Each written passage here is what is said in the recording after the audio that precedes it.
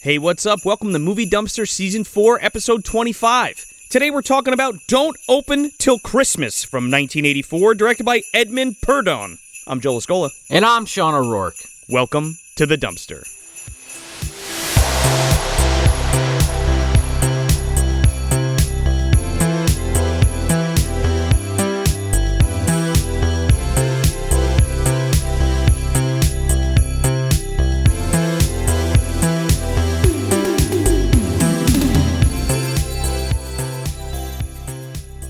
We've made it, Joe. We've made it to our season finale. We're in the deadlights now. Don't look, Georgie! We're here. Oh my goodness. It's been a hell of a year, man. Let me tell you something. Ah, yeah. And here we are in the episode 25. We only had 25 episodes this season, but I felt like we put out a shit ton of content. Oh, yeah. We had about 12 episodes of Tales from the Dark Side. We did a bunch of Book to the Movie episodes, a few minis sprinkled throughout. Our wrap-ups was a new thing this year. The live wrap-ups were new. Yep. Watch-alongs over on Patreon, and commentary tracks came out in full effect this year. Oh, big time. Head over to patreon.com/moviedumpster to hear all that good stuff. And if you want to hear our Christmas, or rather watch our Christmas watch-along special, the replay is up there now for $5 and $10 tiers. Yeah, that replay is up for the Christmas special 2021. Our first annual Christmas special. Yes, if you want to see what Frosty Returns is all about, I spoke about it many seasons ago on this podcast. We finally watched it, and that's all I'm really going to say about it. You gotta go over to Patreon to see what else we watched. We had our eggnog and we had our ugly sweaters on, Joe. Oh yeah, man, we had our ugly sweaters. I'm sure everybody at home had their ugly sweaters on too. But it was something special that we hadn't done before, and we put together. I had a lot of fun putting together the programming, because we did like short Christmas specials intertwined with some other goodies, and well. You got to sign up for that Patreon and check it out. I'm not going to tell you all about it. Yeah. If you like vintage commercials, I don't know, maybe sign up for it. It'll make sense when you watch it. I won't say anything else. We had a really good time, but we could talk about that on the year wrap up. Yes. And we also did put out that commentary track, that double feature with Hack the Movies, Amazing Spider-Man 1 and 2. We both put that out on our Patreon, and Tony put that on his Patreon over at Hack the Movies. Check that out. Oh, yeah. And if you haven't signed up for us or Tony, then you know what? Just sign up for both. Just make it easy. The gift that keeps on giving all year, the Patreon gift. So, just like the Jelly of the Month Club, Joe. For sure. It's definitely not a bag over the head, punch in the face bullshit gift, you know? And it's definitely not cranberry sauce. No, it's most certainly not cranberry sauce. Now, don't open till Christmas. Yeah, so here we are, our last episode of Trashing Through the Snow 2021, and our last main episode for Movie Dumpster Season 4. Don't open till Christmas. Well, guess what? You can open this. You can open this the night before. Did you do that at your house? Did you open a present on Christmas Eve before Christmas Day? Some years we would do that, some not. I do that more with my wife's family. But did you do that? No, we never did that. But you know what? All the listeners at home can do it today, because this comes out on Christmas Eve, and this is your gift from us to you. Yeah, maybe you're driving down to the relatives, or flying, or maybe you're just hunkering down at home, cooking a turkey, or got a ham with a vegetable lasagna in the oven. Oh, the fucking classic spiral ham with all that sweet fucking glaze all over it, maybe. Maybe you got some chunky chicken, I don't know. Maybe you like the kind of stuff that Charnetsky's eating around this time of year. It's, they do it that way in Japan, dude. KFC, baby. Is Charnetsky like the KFC Santa? Like, he goes to Japan and he's like airdropping these into Japanese homes? Chunky chicken to all, and to all a good night there. Okay. He makes Dobby go with him to drop the buckets of gravy and mashed potatoes. Don't you drop that, Dobby. Who do you think goes down the chimney? Not Charnetsky. He sends the fucking elf to go down that chimney. Here I go, Mr. Charnetsky! Don't shoot me! He gives him a little plastic bag full of the food, drops it down the hole. Oh, my God. Watch out for the Rottweilers. Sorry about that, Elfin Hooten. Tough break. He keeps fucking calling Haggerty. Hey, you got that Potter guy's number? The elf fucking died again. Can you use that medallion to bring him back again? Another one bites the dust, if you know what I mean.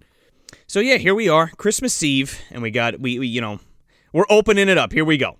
So don't open till Christmas. This is a British flick. It's I would call it an exploitation movie for sure, because it's produced by Stephen Manasian and Dick Randall, and Dick Randall is known for his exploitation flicks. Like, this is the team that brought us Pieces. Oh, if you've seen that flick, yeah. Which we're gonna get back to that in a second. But also Slaughter High, and the Great Giallo, The Girl in Room 2A, and Crocodile, and a couple of the Emmanuel movies. They are specifically Dick produced. Yeah, this movie has weird Giallo vibes, like not fully, but elements from Giallo movies in it. There's a Euro thing going on for sure. With this flick, like there's a mystery to trying to figure out who the killer is. Yeah, it kind of feels like a cash-in of Halloween a little bit. We'll talk about it. Yeah. It's right on that train, right? I mean, it does come out in '84, so we're a few years removed, but it's a weird oddball movie. When does Silent Night, Deadly Night come out? Isn't that 84 as well? I'm almost positive. Yeah, no, that's 1984 too. You're right. Yeah, so I guess this is the Brits' answer to that, kind of. Maybe. We get the Santa Killer movie, and then we get the Santa Killer movie. Yes. Wait, what?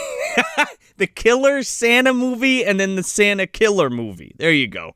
Oh yeah, there you go. Yeah. So before we get into the release of this film, man. This is another one of those that had like a really fucked up production. Shocker. Yeah, Edmund Purdom is the dean from Pieces. So I'm not going to spoil it because have you seen Pieces? I have not, but I know of it. So I know kind of what I'm getting into when we do watch it, but I don't know a ton about it. Okay, well make sure when you watch it, you don't hit rewind and pause and any of that bullshit like you did for Deep Red. Yes, do what you want. Well, if you want it ruined, be like Sean. I'm sure a bunch of the listeners have seen Pieces. It's a classic, low budget exploitation slasher. Yeah. So Edmund Purdom is the dean in that movie, and he's Detective Harris in this. Now, when he was approached to do this film, because he stars in it as one of the main characters, he was adamant that if he starred in it, that he wanted to direct it. Right. This is like some, what was that guy's name? The Dick Van Dyke's grandson. Shane Van Dyke. This is like some Shane Van Dyke. I'll only do Titanic 2 if I can direct and star in it. This is an Asylum production, dude. He's directing the movie, and then one day he just fucking quits. And he's like, I'm not gonna direct this anymore, bye. But I'm still gonna be in the movie. So he fucking quits, and he's replaced by Derek Ford. Now, Derek Ford comes in. Okay, I was wondering about that credit, because there's a credit in the opening sequence that says additional sequences by. Yeah, now Derek Ford, I believe, comes in and shoots all the additional gore parts for this movie, or ups the killing, I think. I believe that's correct. If it's not, sue me. But he's fired 2 days after they fucking hired him, because I guess I don't know why. Nobody knows why. At least I don't know why. Then so we got another director coming in. This is the third fucking director. Oh my god. By Ray Self. He comes in and he rewrites it with another writer, like big swaths of the film, and then like reshoots big portions of the movie. What?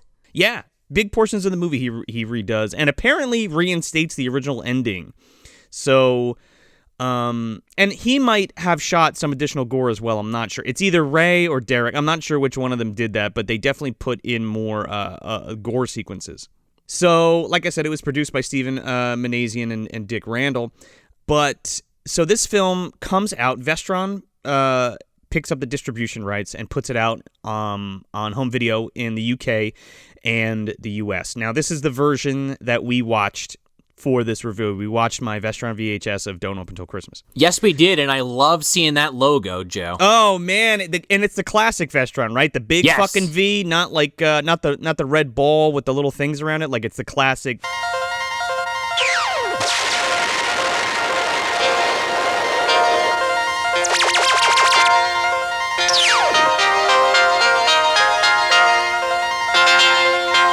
Love it, gotta love it.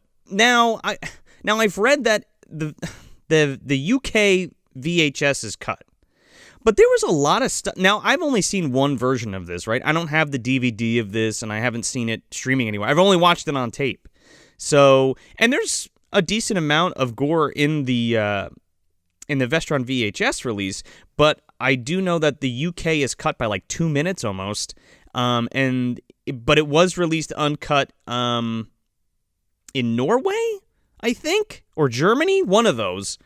So this makes its way to DVD in what?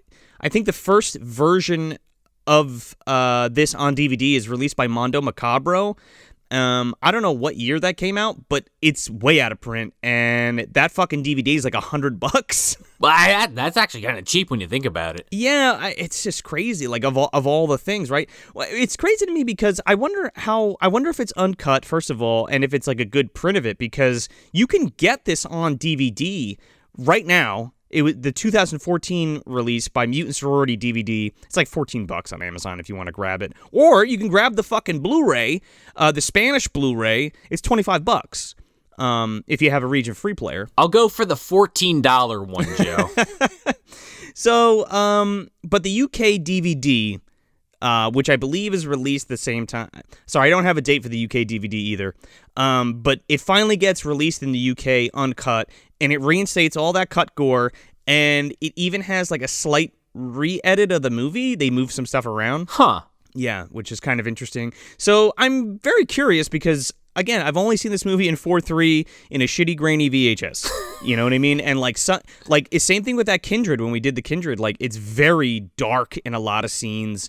It's very muddy. Yeah, I was having flashbacks to Home Sweet Home, Joe, to be honest. I was waiting for a Body by Jake to jump out and just body slam us into the fucking ground. One of those Santas into oblivion. Now, this is not the best Christmas horror movie by any stretch, but I like this movie. I'd like to see it finally in a cleaned up version for sure. But yeah, that's the longest. I mean, there's a couple of things that I want to tackle along the way, but that's pretty much the backstory. So yeah, Trouble Production, all that bullshit. But yeah, I mean, so with all that being said, you want to plot crunch this? Sure. So we follow kind of this Santa Claus killer. Kind of maniac style where you're seeing it through his POV of him just choking out and stabbing Santa Claus to death all over the place. And then we basically it kind of turns into a whodunit while these detectives and this girl whose father, who was a Santa Claus, was murdered. She is also investigating it basically, and then it all kind of comes to a head at the end, and it's revealed who did it, and then yeah, I mean, that's basically the movie. I mean, it's kind of like a giallo in that respect, but, like, it doesn't have, like, a lot of the elements with, like, you know, one cliche, obviously, is, like, you know, the black gloves, or you see the killer's hands a lot. You don't really see that in this film. You'll see them occasionally, like at one point, the way he kills somebody's with, like, a rope wire, but other than that... Sure, I mean, you get the POV and the leather-gloved hands, and you get the straight razor and some of that stuff. A lot of straight razor. I was actually kind of impressed with that. Definitely Italian-inspired, without a doubt. I mean, for sure. But yeah, we're killing fucking Santa Clauses. Why?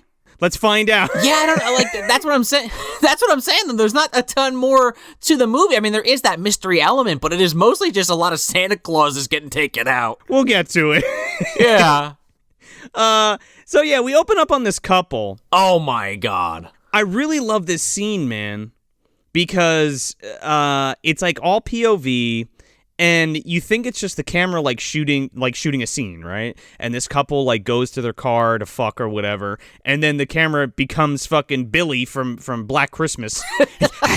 Yeah, it's just like it's obviously then the POV, and he's circling around this fucking couple's car. Mind you, the man is in a Santa Claus costume, and They're about to get it on in the back seat, and he gets out. He's like, "What the hell's wrong with you?" He gets fucking stabbed immediately. Before that, dude, like so he's going around the car. Now, well, that's why I love this shot, because we circle this car like 3 times. Oh yeah. And he comes up to the one window, and he's looking in, and the guy's like, "Oh, I got the fuck out of here! We're trying to fuck in here!" And the lady's just like not having it, dude. She's like, "Yeah, whatever. Let him watch. I don't give a shit." And I'm like, "Okay." Yeah. Then he goes around to the other side, and this guy finally gets out, and he's like, "Hey, what the fuck are you doing?" And he just stabs him right in his fucking stomach. Oh yeah, and he's dead instantly. Oh, it's great.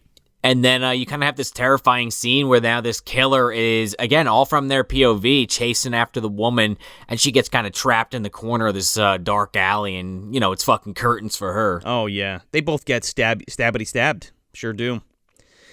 Hard cut to a costume Christmas party? Well, first, okay, real quick, we get this intro credit after that scene where it's all the credits, and it's just the shot of this fucking, like, statue of Santa Claus burning while the credits kind of fly by. Oh, that's right. Yeah, that's why I said it's kind of like Halloween. You know how like you know how it's like that pan in on the jack-o'-lantern? Yeah, exactly. And it's this fucking weird Santa that's just like burning and melting on fire. It kind of and like it has the credits to the one side. It kind of reminded me of that. And then yeah, you're right, Joe. We go to this costume party, which is like, okay, costume party for Christmas, sure, why not? I love how we have this fucking Caroline Monroe song that's fucking playing this Euro disco bullshit, and I love it so much. Well, and then we go to, like, the owner, who we find out later is, like, our main character's father, is basically, like, a sexy Santa, so he has, like, makeup and shit on. Well, not a sexy Santa. He's just doing the whole thing with, like, the rosy cheeks and shit. Yeah, oh, right, yeah. Well, he's making it out to be like, oh, man, am I looking too sexual? No, well, the one guy, Cliff, comes. So we get introduced to the dad, and then Kate and Cliff, which are the 2 main characters. And Cliff's like, "Oh, you look like a fucking queen there," and that was definitely an Australian accent and not a British accent. But Dad goes out there with his Santa outfit, and he's doing like a song and dance number, and you see this hooded figure, like it's "I Know What You Did Last Summer" walk in. And I'm like, oh boy, this guy's giving out presents and talking and shit, and the next minute this fucking spear goes flying through the air and permeates the back of this guy's skull and comes out of his mouth. Meanwhile, this like pseudo Jaws music was playing in this scene where it was like, I know it's like the theme, but it's like kind of sounds like Jaws music where it's like darn it. I'm like, oh shit, this guy's in trouble. So he's dead as a doornail. And then I'm pretty sure we cut to Inspector Harris and Inspector Powell going to Kate's house like the next day. And Cliff is there and Kate's there. Now, Inspector Harris is Edmund Purdom, like we said, and he's the director and he's the dean in pieces, like I said. But we have Inspector Powell as well, and he's played by Mark Jones. And this motherfucker is Commander Nemeth from Empire. So, Empire Strikes Back, I mean. Oh. Yeah, they can't have disappeared. No ship that small has a cloaking device. That guy? That's the guy. Yeah. Okay. He got paid. He had a line. Yeah. He's in fucking Star Wars. It's just strange. Well, I guess a lot of those people were British anyway, right? Yeah. It was a British production, wasn't it, Star Wars? Man, now I can't get that scene out of my head.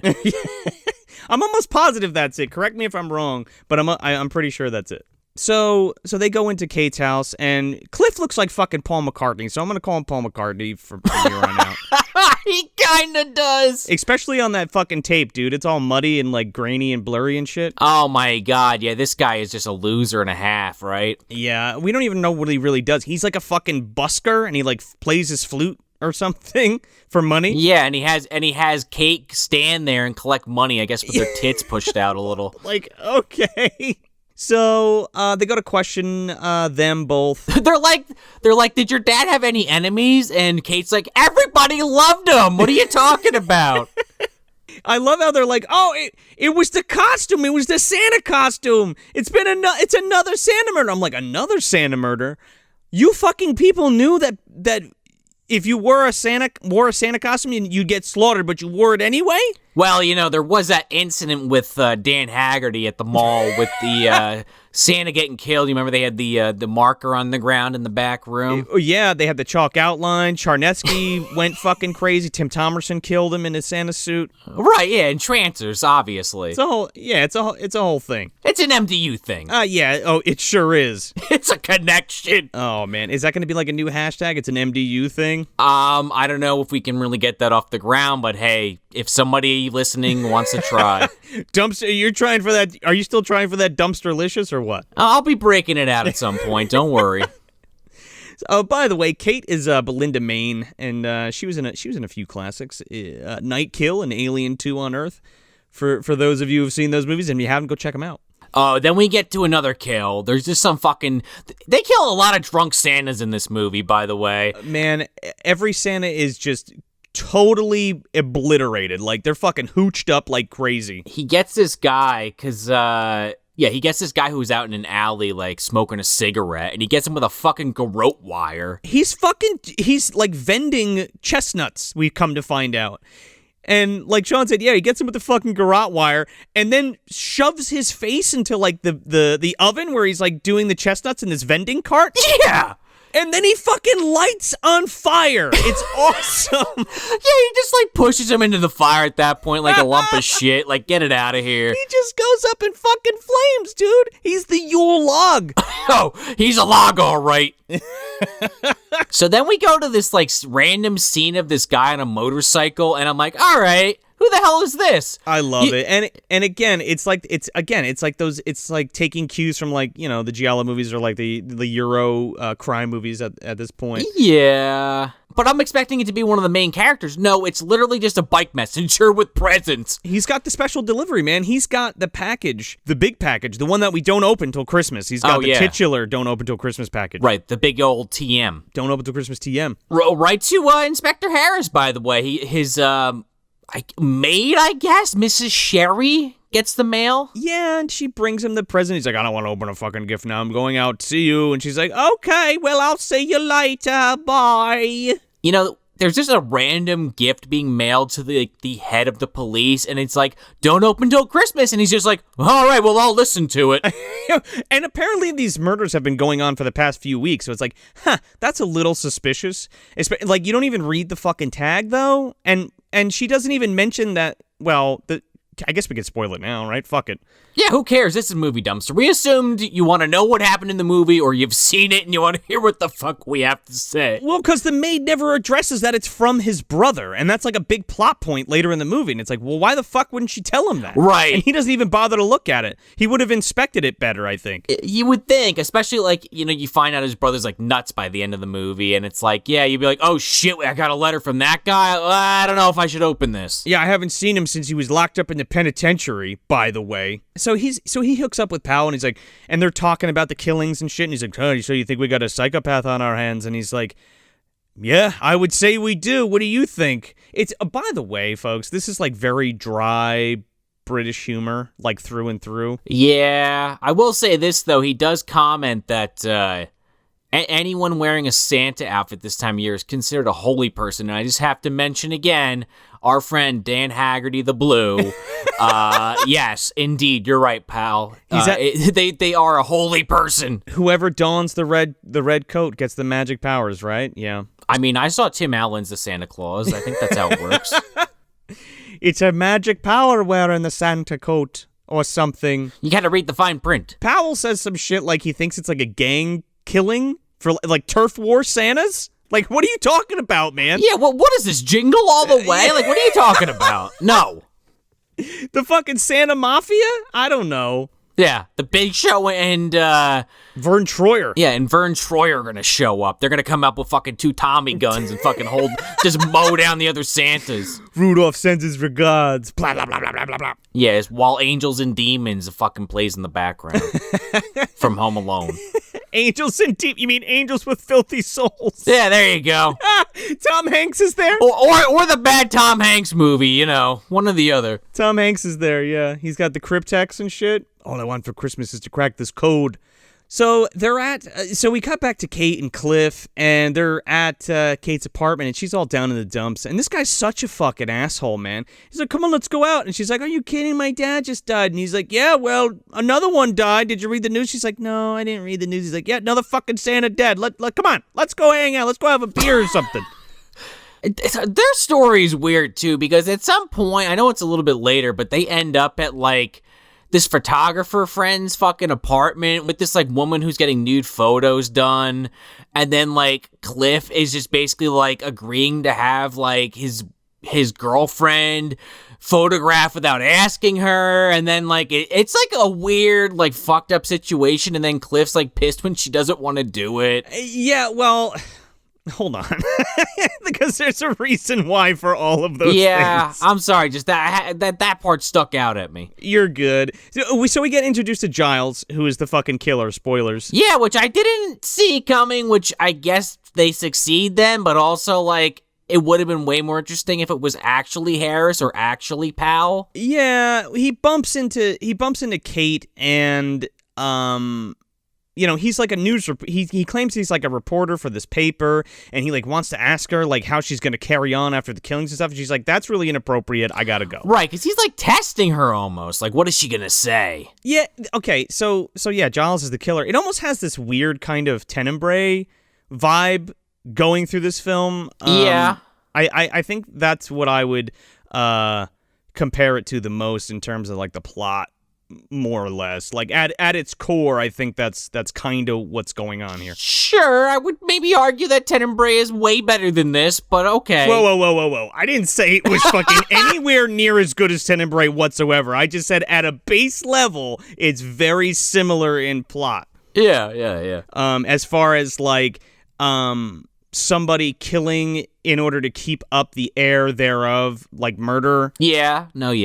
So we'll come back to that. So yeah, like Sean said, they meet Jerry, Jesus Christ. Cliff meets his buddy at a bar, and they like have a drink, and he's like, "Yeah, I'm into photography now or whatever's. Why don't you come down to my studio?" And he's like, "All right, sure." He's like, "Yeah, bring the hot blonde with you. What do you say, mate?" And he's like, "We're not taking any of those lewd pictures, are we?" And he's like, "No, of course not. None of that." Wink, wink, wink, wink, wink. Except we do. Because as soon as we get there, Pat Astley's there with her fucking boobs hanging out. Oh, yeah. And, of course, his buddy Jerry, he's doing, like, the cliche, "Oh, yeah, baby, give it to me, baby, yeah." Yeah. Pat Astley, for those of you who don't know, the uninitiated veteran sexploitation actress, go check her out, or go check out her movies. So she's there. She's fucking hilarious in this. She's always got some wise-ass comment to say. Oh, yeah, especially when she gets into that Santa outfit. Oh, yeah, so Kate comes down, and she's like trying to coerce Kate to like take her clothes off for this fucking creepazoid. And she's like, "No, I'm not doing that." And the dude's like, "All right, well, here we go." He brings out a fucking Santa suit for her to put on, and Kate fucking freaks the fuck out. Oh, yeah. And like runs out, and Cliff is like, "You son of a bitch." He's like, I should punch you in the face because you were going to put on a Santa costume." He's like, "That's not for her, that's for Sharon, because we're going to go do streaking photography, when you put the coat on and then you take it off and you're naked and you're running outside in a public place, ? Yeah, but also like fuck Cliff, because Cliff's like just signing up Kate for this, and he's like, "Well, it's like $50, babe, come on, like we need the money. My plane ain't doing it, babe. It ain't paying the water bill."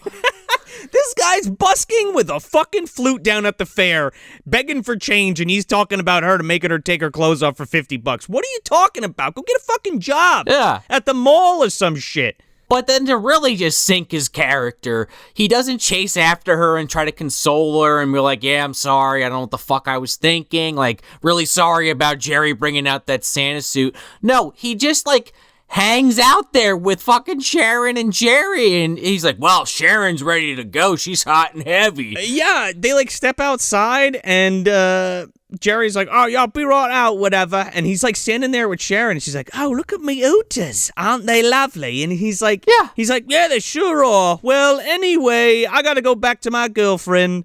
He only stops because some cops start coming up. If there was no cops there, he might as well have just bent her over and started raw dogging her. Okay, this is fucking weird, man, because, she's in a full costume. She's not bearing any nudity or anything, right?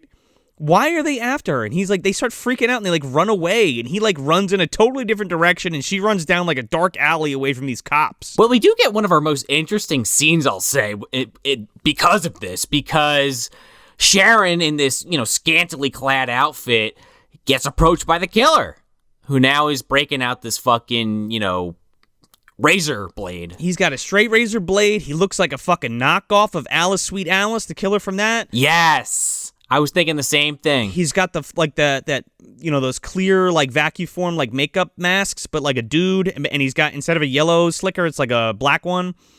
You know what he looks like? He almost looks, so picture Joe Spinell in Maniac without the beanie, throw a hood on him, and put on the fucking Alice, Sweet Alice mask, and there you go. Oh yeah.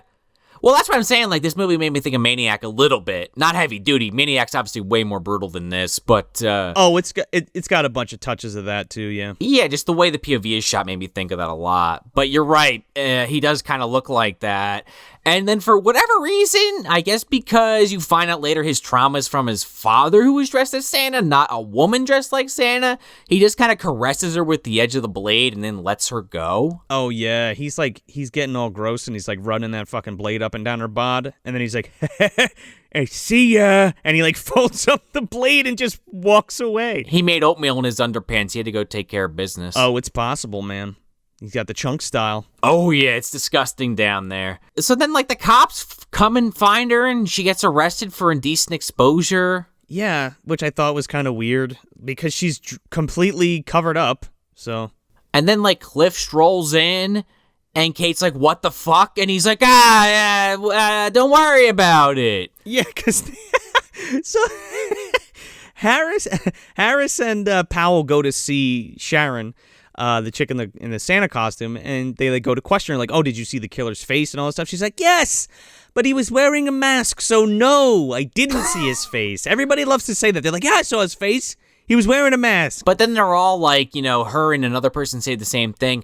But his eyes, it looked like they were smiling back at me. It's smiling at me. Yeah, Matt, it doesn't make any sense, because when you find out who the killer is at the end, I'm like, all right, no, this guy does not look like that pleasant. He just looks like dead-eyed. Yeah, I love the gag here where they're like, you were arrested for indecent exposure. And she's like, indecent? I'm a professional. And then like proceeds to like pull her tits out again just because. Oh, yeah, that part's great.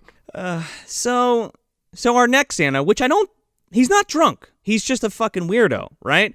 He just likes to peep because he goes down to the fucking peep show. Oh yeah, this old man. Yeah, Santa's getting his peep on. He's like, I work up the street at the department store, and it's one of those disgusting fucking places where like there's a girl behind glass. Yeah. And then you like talk to him like you're in jail, like on the fucking phone, and you have like you talk nasty to each other, and then she fucking strips, and it's like, okay, that's disgusting. Well, that's only if you pay $5, Joe. Then you can see her tits, and if you pay, I think she said like 10 or 20, then she can go full. 50 pounds will get you whatever you want. Yeah, exactly. And it's like this old as fuck Santa who's like pushing 70, who's like, I live with my mother, and this is the first time I've ever done this. He's like telling her life story.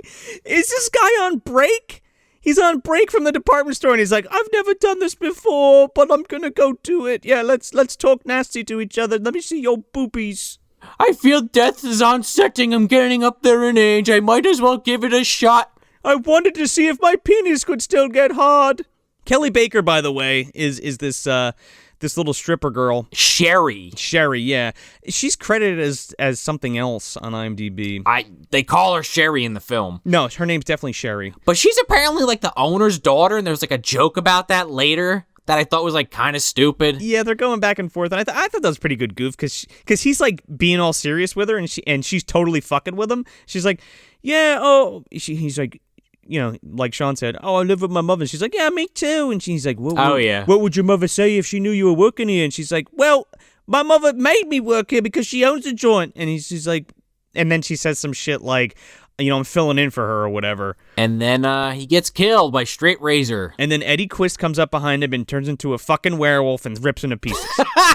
I fucking wish. No, instead he just slits his throat and blood gets all over the glass. So now she's the witness. Now she is one of the only, besides Sharon, she's the only other survivor who has seen this guy, right? Now so Sharon has a perfect view of this guy's face, up close and personal, stares at him for at least a good 20, 30 seconds. This chick sees him for about a millisecond, and then there's blood sprayed all over the thing. She even says she can't see his face later, and he's wearing a mask, and there's blood obscured. Yeah. But somehow identifies the fucking guy later. But then they do this red herring bullshit where they're trying to make you think it's Cliff because he's cleaning his hand up and wrapping it up because he's like, oh, I cut myself. And it's like, oh, well, is Cliff the killer? It's I don't buy this for a second. Harris comes in, and he's back at Kate's with Cliff.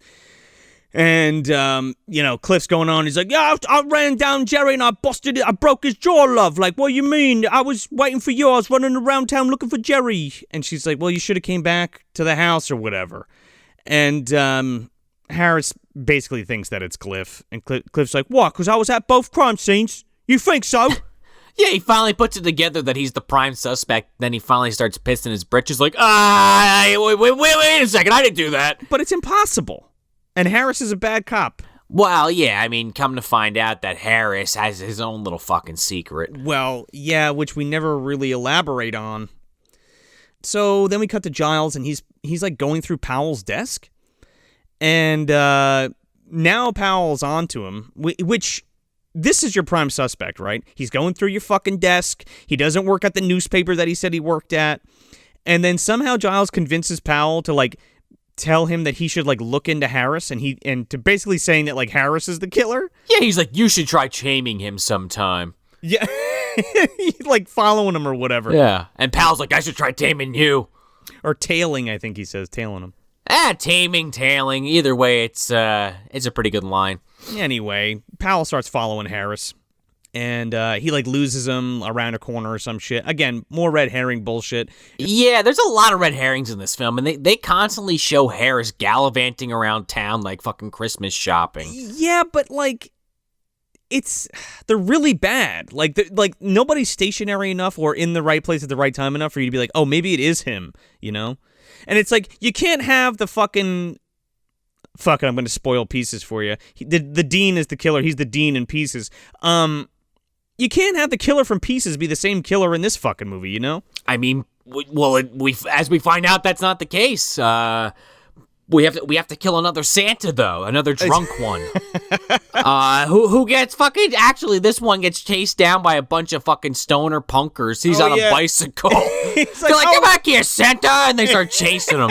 What are you peddling, mate? And they just, go after him. They're like, what are you, drunk? He fucking, they steal his bike, and he, crawls down this fucking embankment. It's the weirdest fucking shit, man. Oh, and it's dark as hell in this scene. I wish I had a mistake to look at. At least I'd have something to fucking, put my eyes to. You could see his Kiss Army makeup in the dark, yeah. Yeah, exactly. So, he's, running through the streets and ends up at London Dungeon, and it's okay, what is this set piece about? And for those who don't know, London Dungeon is a tourist attraction. It's like a I would say it's akin to a haunted house kind of thing where they have, it's like a torture dungeon where there's set up displays and dummies and shit and weird walkthrough kind of stuff. Kind of like the Haunted Mansion, I guess, in Disney, sort of, where there's projected faces on things. It's weird. Well, the killer, he really goes after this Santa hardcore. He just keeps pursuing him into this fucking building. This is one of the only stock sequence. No, there's one other stock sequence, and it just takes fucking forever, dude. Because this Santa runs in and knocks this woman down, and then the killer comes in and apparently kills this woman because later Santa's fucking bumbling around this place. And he walks into that woman and she's strung up like the fucking Predator had at her, up by her fucking feet. Yeah. Oh yeah. Completely nude. For no reason, really. Except to up the body count. And a lot of this sequence is Santa just stumbling around, and it's really dark. It's shot in a dark hallway where you can't really make out what's happening for I don't know, 20 to 30 seconds at a time. Yeah, with this big orchestral soundtrack happening, like, it's just a big nothing. Like, it's padding, right? Like, big time. Yeah, it's just really just so they could, like, freak this Santa out before he's murdered. I guess. Because there's, like, all these, like, demon signs and everything. Well, there's all these, like, demon masks and everything all over. But the killer's, like, taking, like, fake knives and shit out of places, and he just stabs the shit out of this guy right in his stomach again. Yeah, it just, like, it just ends abruptly after all that buildup. It's like, oh, okay. Like, immediately. And then, like, Harris is all pissed off because the chief, like, wants to employ, like, decoy Santas out on the street, and, like, he's like, oh, this is going to be my last case, and blah, blah, blah. Like, they're going to fire me or whatever. And they do. I'm more shocked that Cliff and Kate are still a couple, to be perfectly honest. I didn't even buy them as a couple to begin with, man. Me either, but like after the whole Sharon thing where he like stayed behind because he had a chance of getting laid, and he was like, might as well have been feeling her up outside that building. Like, I don't know how Kate doesn't just knock his fucking ass off. Or like knock him on his ass. I don't know why the fuck she goes to that Christmas carnival with him. That's what I'm saying. Also, like a Christmas carnival, is that a thing or is that just for the movie? I don't know, maybe in England it is. Ah, yes, we have our Christmas carnival where we get our Christmas themed kernels of popcorn. You get some figgy pudding there. They make it special. Oh, maybe figgy pudding on a stick? Hey, that actually sounds pretty good. I'm not gonna lie. Oh, it does. We gotta have our friends across the pond tell us if that's a thing, like Christmas carnival thing. I feel like, didn't we just see that in like Frosty Returns? Maybe it's a thing. Maybe. God, Frosty Returns. Winter Festival, some shit like that. Anyway, instead of clowns, it's Santas, and they go out on stage. It's these two guys dressed up as Santa, and they're like giving presents out or whatever. And this is one of my favorite kills of the movie because these Santas go backstage, and this one dude's smoking a cigarette, like waiting, I don't know what on his break. And the killer shows up and kicks out a fucking boot knife, like out of the front of his boot, and kicks this guy in the fucking stomach with it. Yeah, I thought it was the goddamn Joker. Oh, it was great, man. And then he stabs him in the throat and kills his ass. And this other Santa's like, hey, what are you doing, buddy? And he just straight up stabs him in the fucking eye. And like, when this dude drops to the ground, his eye is like slowly falling out of its socket and like oozing down the side of his cheek. It's pretty good. Yeah, and then the killer looks at the screen and goes, now here we go. Merry Christmas, everyone. Oh yeah, so that's 2 more people down. Yeah, and then we're back to fucking flute busking again, man. You think this guy, like he's not even like wearing a hat or anything, like a scarf, you know what I mean? Like a hat with like holly on it or anything, like a top hat or some shit, like fluting up, playing Christmas songs. I don't even know what he's playing on the fucking flute.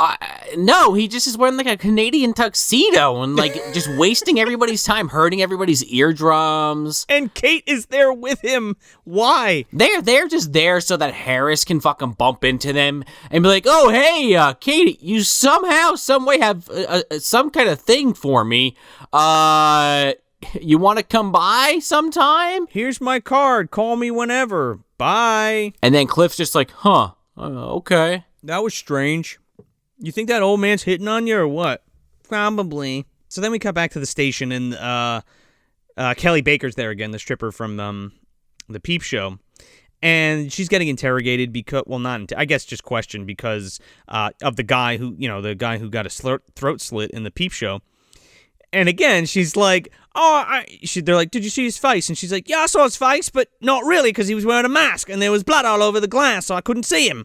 And they're like, okay, so you didn't see him. And she's like, no, I saw his face, but I didn't. His eyes were like they were smiling back at you. No, thank God she doesn't say that, no. No, she does say it. She says it also. She says the smiling thing? Yeah, she also says it. That's why I'm saying it's like this weird thing where people keep saying this, and then when you see it, when you find out it's Giles at the end, it's like, this guy does not look like he's smiling back through his eyes. He looks demented. Well, I guess maybe the mask does that, because again, it's that weird thing where you can see the person's face through the mask, but the mask is also a face with features on it. It's weird. So then like, they try to call a car to bring her home because they're like, all right, you should probably not go back to work. He knows where you are. He could go and kill you.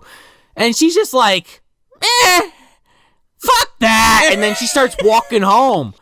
or walks back to work. She walks back to the peep show and gets right back in the booth. And you hear her mother from off screen like, oh, that's great. We were losing money without you. That's right, because Big Mama's there, dude, doing abortions in the back. You think she's going to... she's not going to let her fucking go home. She's got money to make. No, she's got a suckling baby to deal with shortly. Okay, now we have the British version of the suckling now happening in the back room, yeah. Parallel dimension, possibly. I would say so. The branch timeline, for sure. The suckling reloaded, let's say. Yeah, let's make it happen one day. So she goes back there, and of course, you know exactly who it is. Giles walks in, he's like, "Hey, how you doing?" He's like, "Oh, you're hot or whatever." And she's like, "Yeah, well, pick up the phone and you can talk to me." And she's like, "Oh yeah, you want me to take my boobies out or whatever? £5 for the boobs. And I'll take all my clothes off for £10 and £50. We'll do whatever you want." And he's like, just standing at her, looking at her. And then she just looks at him and she's like, "It's you, the guy." And he like bursts through the fucking glass at her, trying to get her. Oh yeah, he punches through it. It's he fucking, I know what you did last summer to this fucking, Ben Willis is this fucking plate glass window. He decides to chase her down in broad daylight, like foot chaser. Oh yeah. And she thinks she gets away at one point. She hides behind like a wall and she can't see him. And then he comes from like off screen and just like grabs her by the fucking hair. And then he like ushers her down this fucking these stairs into, again, like this maniac basement where there's like a giant bed or something, like a room. Yeah, and he just like ties her up with like this chain and he's like, "You'll stay here for a while." He has this whole fucking thing where he's like, "You're a dirty person and you know, you got a filthy soul and you're selling your souls. You're not selling seduction and you got to be punished. So you're going to stay here and think about what you did and then I'm going to come back and kill you. Bye." Yeah, and like during this whole like situation, we do get a quick scene where Kate, she calls Harris for basically trying to set up that date or what have you, and Mrs. Sherry picks up and she's like, "Oh, he's at Parkland's," and then she's like, "What's Parkland's?" And she's like, "Oh, just like Hagrid." I thought of immediately. Oh, I shouldn't have said that. He doesn't want anybody knowing about Parkland's. Forget I ever said that. Have a nice day. Now, Parkland's is the mental institution. Right, that his brother, who you find out later is Giles, is from. But, like, these characters never really interact in the film on camera. I think that has to do with the fact that, like, so much was rewritten and moved around because they never cross paths. There's never anything like, "Oh, I found out my brother escaped from the psych ward and it's him. Obviously, it's clear because of that thing that happened when we were kids." But it never does that, ever, and we'll get to it, but... Yeah, it just doesn't make any sense. Yeah, for now, Powell lets Cliff off because he's like, "All right, it's definitely not you, bye. Get out of the movie." And he does. "All right, thank you for having me." "Thank you, generous host!" And he fucking leaves. Yeah, steps right off frame. Goodbye. Yeah, and then we take a ride to Piccadilly Circus because another drunk fucking Santa Claus is trying to get into this theater. Probably, David Kessler's there. He's about to turn into a fucking werewolf, and it's a whole thing. Pee-wee's in the corner jerking off, too. It's a whole thing. Just thank God Jeffrey Jones isn't there. Yeah, see you next Tuesday. So Santa, like, basically bumps into the killer. Sort of, because he's outside, and he's, like, peeping in a fucking bathroom window, and then he decides to run back into the theater, and this guy who threw him out before is like, "All right, get back here, you!" And he, like, runs down the fucking stairs and into this theater. And then Giles just happens to walk in and follow him. And then we're introduced to a fucking Caroline Monroe concert.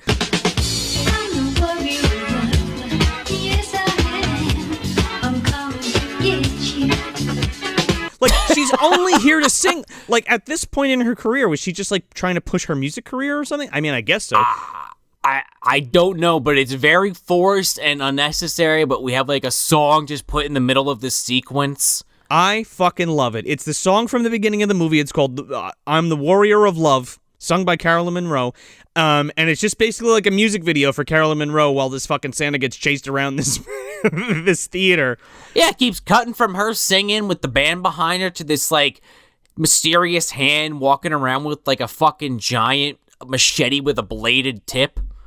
A hook tip.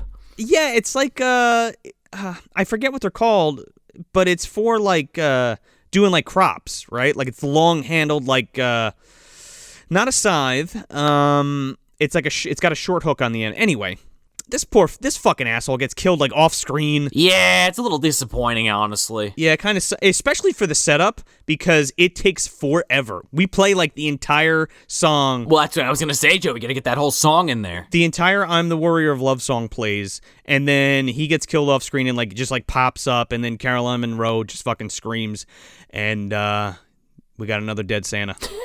Another tear wept. Another dead Santa. He's a real dead Santa. He's a dead Santa Claus. And then Kate goes to the doctor at fucking, I'm pretty sure she goes down to the mental institution, does she not? Yeah, she goes to Parkland's. Yeah. And she finds out that, like, Harris doesn't actually exist, and he's using, like, a pseudonym, and his real last name is Harrison. Yeah, but isn't that his last name? Well, right, because when they do go to dinner at one point, and she finds out his first name is Ian. You changed your name from Harrison to Harris. That's a little suspicious, no? It's pretty obvious, too. Yeah, you didn't really change much. Well, nobody would know me if it was Harris and not Harrison, you know? Then we see Sherry again, and the killer comes in and just puts on some Christmas music and then leaves again. Which doesn't make any sense to me, but okay. Especially for, like, his motivations later and the conversation he has later. Yeah, maybe he thinks it's torture. This'll teach her. Put on the Bing. I think he's a fucking. Oh yeah, right. Oh, that now she's really liking it. Fucking Bing. The master crooner comes on. Yeah. Put the Fred Astaire album on. Just throw on the White Christmas record. Fuck it. He's sitting in the corner bleeding out of the ears while Sherry's like bopping around in the bed. This one's great because we like cut to the mall for whatever reason. Now I think this is one of the scenes that was like switched around for like it was put earlier in the film, in that UK DVD cut. But it's just this guy who's he's dressing up as the mall Santa at fucking Golems, right? Maybe there's an elf running around there. We don't know. Possibly. It's possible. This is why Haggerty gets the job too, because this guy fucking goes into the bathroom to take a piss, and they make sure that you see him pissing, right? Oh, they do. For sure. And Giles comes out of the fucking stall with his straight razor and cuts this guy's dick off. And it's just shooting blood all over the fucking urinal. It's great. Yeah, it might be the best part of the movie. It's the best kill of the movie, in my opinion. Because especially you see the guy's face after his dick gets cut off. It's just, oh! And all the blood spraying in his face. Yeah, then you just see like his hands bloodied, like knuckles, like sliding down the side of like where the urinals is. Oh, it's great, dude. And the Santa in Elves got killed the same way. He got stabbed in the dick. Yeah. So this has to be like the branch timeline, right? I could see it. I mean, if anything, parallel dimension again. So then, of course, the janitor finds the fucking body, and we kind of move on. Yeah, well, Kate goes to dinner with Giles, Christmas dinner, because it's Christmas Eve right now, right? Well, she goes with Harris. Oh, excuse me, yeah. She goes with Harris. And what do they talk about over? Is there anything even poignant that they talk about? They're just like, yeah, it's Christmas and we're having turkey or something. He talks about how he's been suspended from his job. That's it. He said he's fired, right? He's like, I might as well have been fired, but not officially. Officially, I'm suspended indefinitely. Figgy pudding? Yes. And then it just cuts. And she's like back at her apartment. Just out of a shower? Yeah, like I was super confused about that. I thought I missed something. I thought she was in the bathroom at the restaurant. Yeah, it's weird. Or maybe she is. I don't know. It's just strange because then, also I want to note that there's no way in hell they would have just made a walk-in order on Christmas Eve to that restaurant. Because literally Cliff's there trying to get Kate back, and he gets kicked out because he's not dressed nice enough. You're telling me that fucking Harris didn't either A, plan this ahead of time, or B, just like know somebody to get that table? Dude, he's like a detective, of course, or he's a constable or whatever. Like, of course he does. It's either that or he might have already had plans to eat there, like he does like every Christmas by himself, I guess. I don't know. Maybe he was going to have dinner with Giles, and he was like, you know what? Fuck him. Maybe. Oh, I can't find him because he's gone from the mental institution, but I'm not going to panic. It's the police's problem now, and I'm fired. Even though he totally should. Yeah, I could have solved this weeks ago, but it was my brother. I would never have thought. So Giles just appears behind Kate, and Kate's like, oh, I have to call Harris. And she makes the dumb decision to tell Giles that, like, she knows that Giles is Harris's brother. Yeah, that was really stupid on her part. Especially, like, this guy, he comes in, and she's like, you're not allowed in here. And he's like, I'm a member of society. I can go wherever I want. It's like, all right, he's unhinged already. Yeah. But she mentions that, like, yeah, he would visit his brother in the mental institution every year, and he was such a nice guy. Why are you so mean? And then she literally says, Giles, did you kill my father? And he says, yes, I did. I sure did. Sorry about that, kiddo. It's a shame. In fact, I enjoyed it. He was in that Santa regalia. I couldn't help it. I couldn't wait to shove that giant toothpick up his ass. He needed to pay for Christmas. Christmas is a curse, I said. And so this actually took me by surprise because he kills Kate. He stabs the shit out of her. And it's like, oh, no. Yeah. He chokes her with the garland and then just starts stabbing her in the stomach. And so then her body is found later. Well, Powell goes to call her, and she, like, picks up the phone as she's being killed and, like, oh, shit, we should probably go down there. Right. And they do. And, yeah, and that's it. And then apparently, like, one of the officers is like, oh, excuse me, sir, we think we saw him running down the street. And it's just, like, this half-ass thing where, like, Giles is in, like, a fucking parking garage or some shit. Like, where the fuck is this place, man? I don't know, but he kind of evades them very easily. But Powell's right on him because he's, like, going through this place, like, looking in a car and, like, looking for him. And Giles, like, hooks up the fucking battery of this car to, like, a metal girder and coerces Powell to open this car door, and it electrocutes him to death, and this fucking car, like, explodes. Fuck him if he's that stupid. No, it's just weird. It's fucking so strange. I honestly thought that Powell was the killer for a good chunk of this, and then I was kind of surprised it was Giles. I was like, Giles, really? Okay. Yeah. Or is it? Who knows? I mean, it clearly is, but... Is it, Sean? We'll never know. It could be a fever dream. Based on the way it ends, sure. So Giles, like, after he kills Powell, goes back to Kelly Baker, or Sherry, whatever her name is. And she's, like, still tied up on the bed, and he's like, I hate Christmas. I hate it. Here's a peach I brought for you. And he, like, unties her, and she's, like, eating this fucking peach.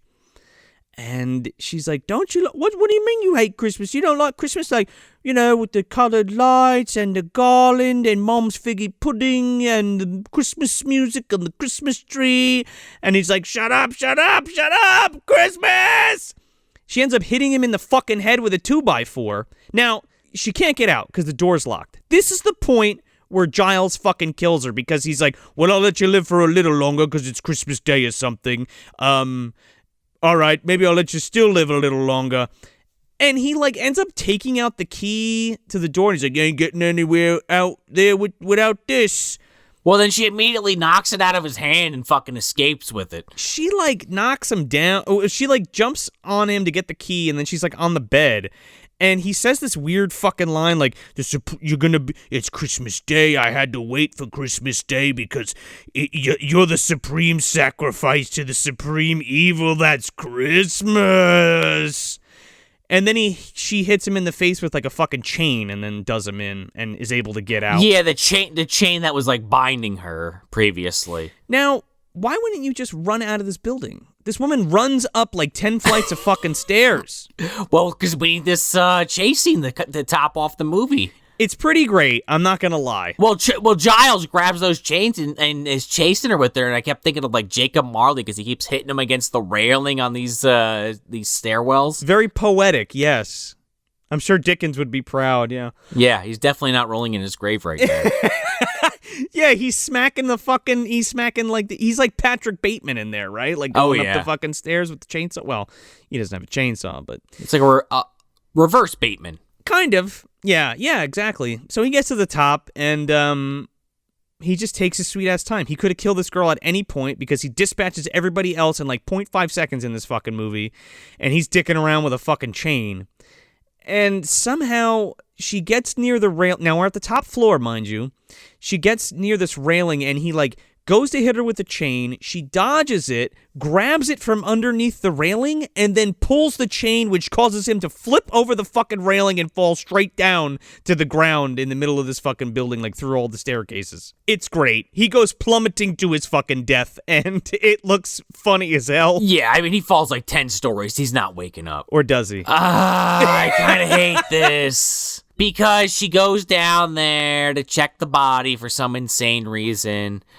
And this fucking body jumps at her and grabs her. But we don't see what happens. It cuts. No, it just cuts to a flashback. Now we see Giles as a little boy. It's Christmas time. Him and, I guess, Harris is there, or Ian is there.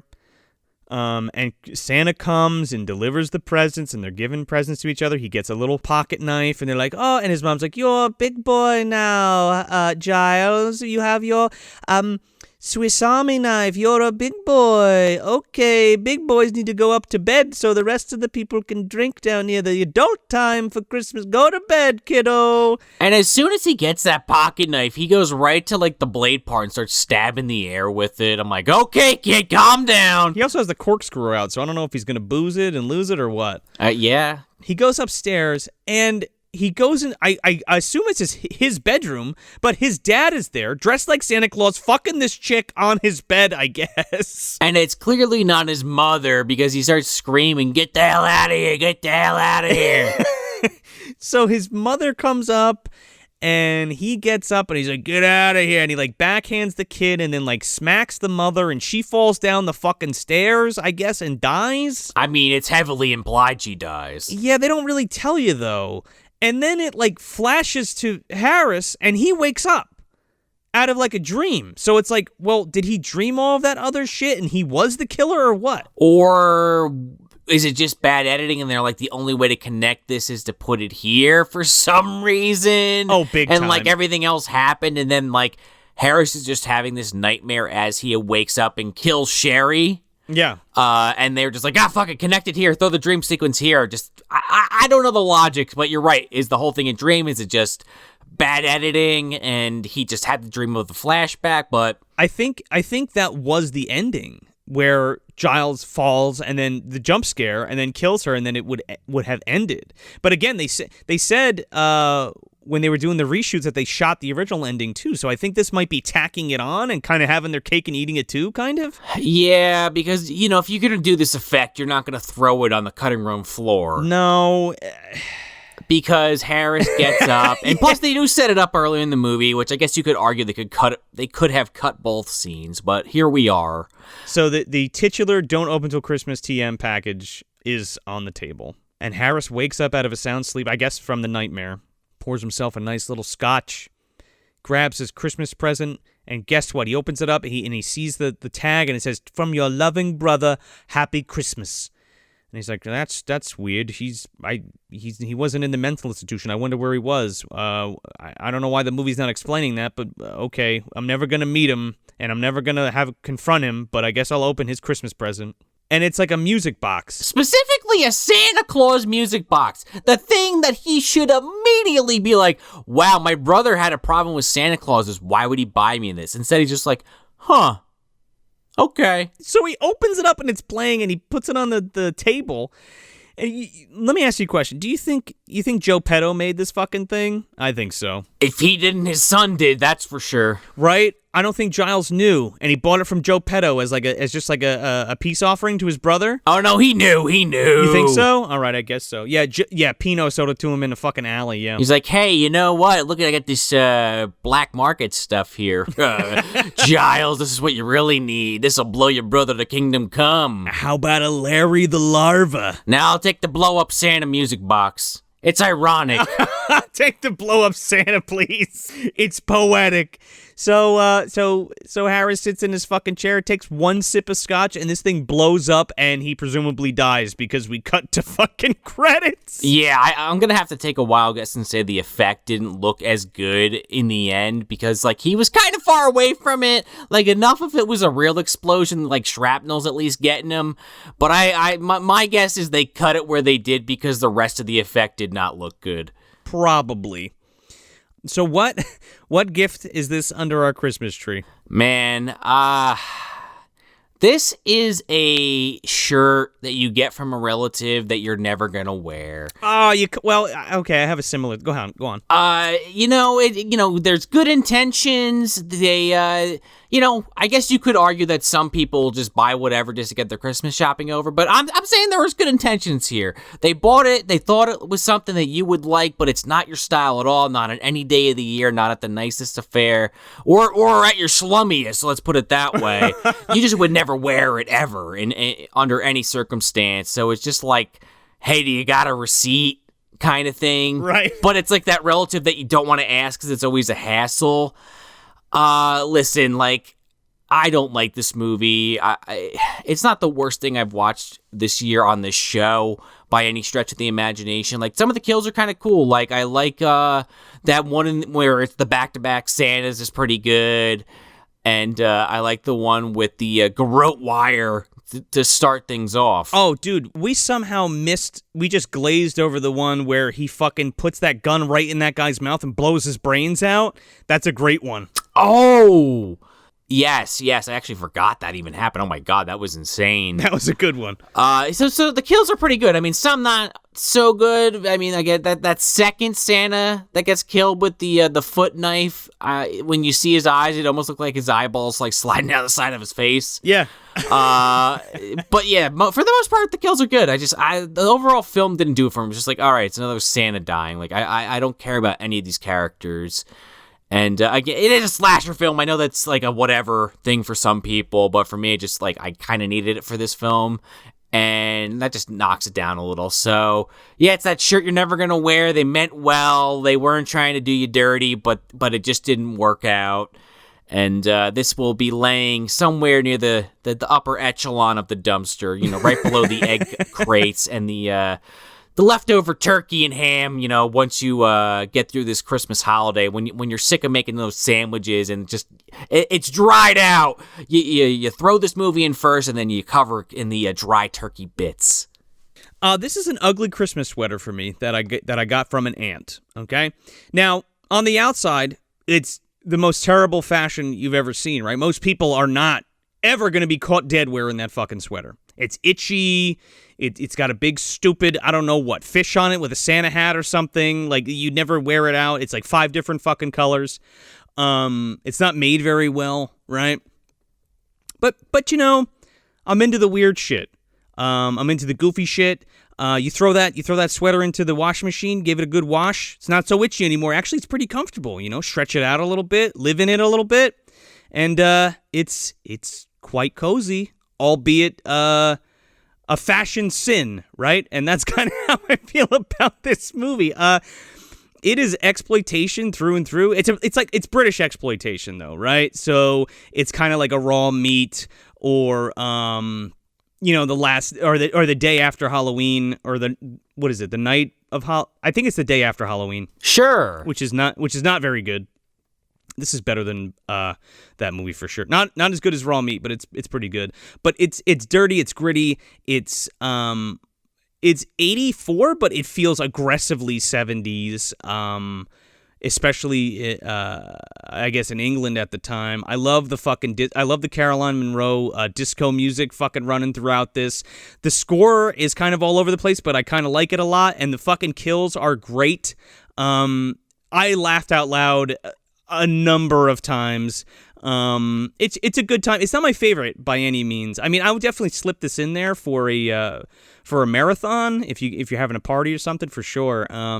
It's not written well. It feels hodgepodge together. I mean, it's already low budget, right? And it's already, there's 3 different fucking directors trying to like make sense of this, and then of course in editing and everybody's rewrites and shit, and it's not particularly well put together or made, but it has a brand, a stink, if you will, to it that I'm into. It's definitely my brand for sure.